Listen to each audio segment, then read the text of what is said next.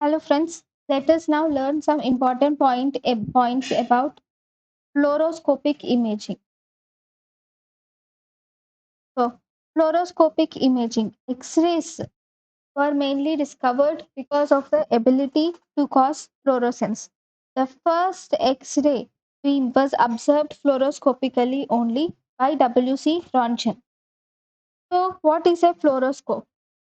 Fluoroscope is the first generation fluoroscope. Actually, in the fluoroscopes, the first generation fluoroscope consists of an X-ray tube. There is an X-ray tube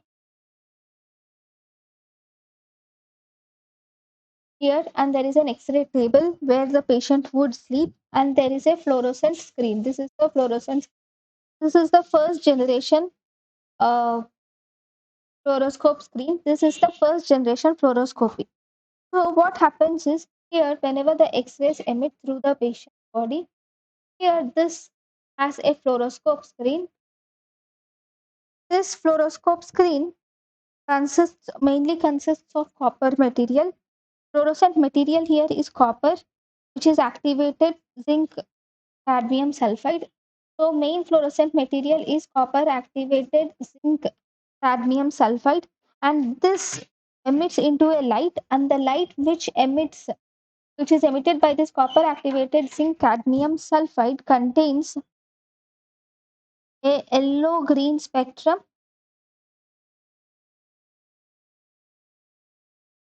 So this copper activated cadmium zinc sulfide is the fluorescent screen.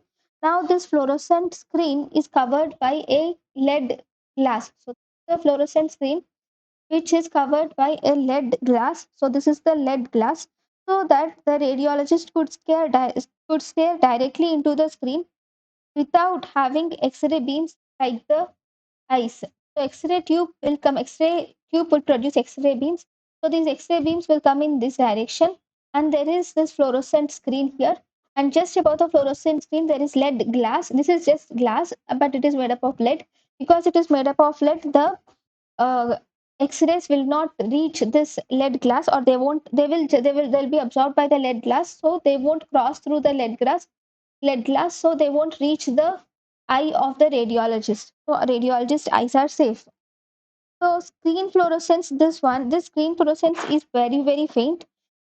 This actually, for doing the screen fluorescent, we will turn off the light, and it is mainly done in the dark room by a radiologist, and the radiologist should wear the red colored goggles. They should wear red colored goggles at least 20 to 30 minutes prior to the examination. So even the residents and the new generation radiology residents used to have to wear these red goggles at least 20 to 30 minutes before the fluoroscopic technique. Why? The reason for this is that if you see this copper activated zinc cadmium sulfide is the fluorescent material. Copper activated zinc cadmium sulfide is the fluorescent material, and when this fluorescent material is activated, it produces yellow green colored spectrum of light. This yellow green colored spectrum of light is visible very well in the red color. So they used to wear red colored goggles in the dark room. The reason for wearing 20 to 30 minutes prior to the procedure, there is a reason for this also. This is because we have our eye main contains retina, right? In the retina, we have two different things in the retina. We have rods and cones. These two are the different light receptors. We have two different receptors in the retina to activate to absorb light. Okay, light is mainly activated by sorry, rods and cones are the receptors of light. Okay? Cones are mainly for the central vision, whereas rods is for the peripheral vision. Okay? Cones, rods are mainly activated in night, or night or in dark. The rods are activated, whereas cones are required for central vision, and they are mainly activated in daylight. So daylight vision, which is called as photopic vision, is by cones, whereas night or dark vision is called as photopic vision is by rods. And one more important thing is cones are mainly concentrated at the fovea, which is at the center of the retina. There is fovea. Over there, the cones are concentrated, whereas rods are concentrated in the rest of the area. Sorry, rods are mainly present in rest of the area, whereas cones are very less in the rest of the area. So, and in the fovea there are cones, but there are no rods present in the cornea. So density of rods is also less in the rest of the retina also. Density of rods, there are no rods in fovea at all, and the density of rods is also less in the rest of the retina also.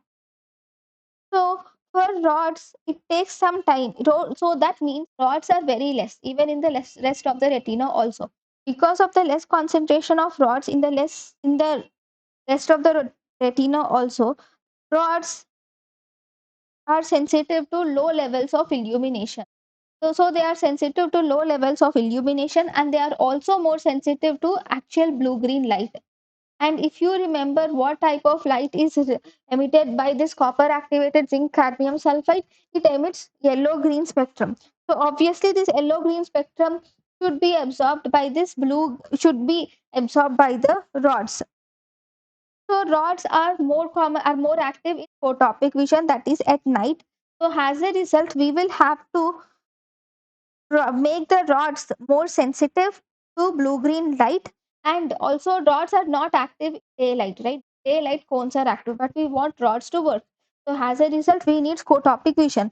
So we, because we want this rods to be get activated in our retina, because we want rods of our retina to get activated, so we keep the fluorescent room dark, and we also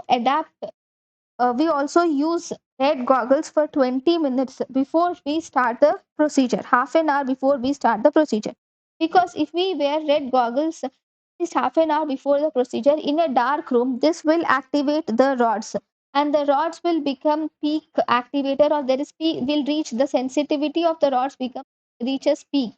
So peak sensitivity of rods is reached when we wear a red goggles in for 20 to 30 minutes in a dark room. So this is the reason of for using this fluoroscope. The But still, this is very difficult. This is very difficult for others, for all the people. So instead, we use different methods and techniques which we will learn in our classes. So the next important thing is this X-ray image intensifier tube, which we will learn in our next class. This X-ray image intensifier tubes were developed in 1950s.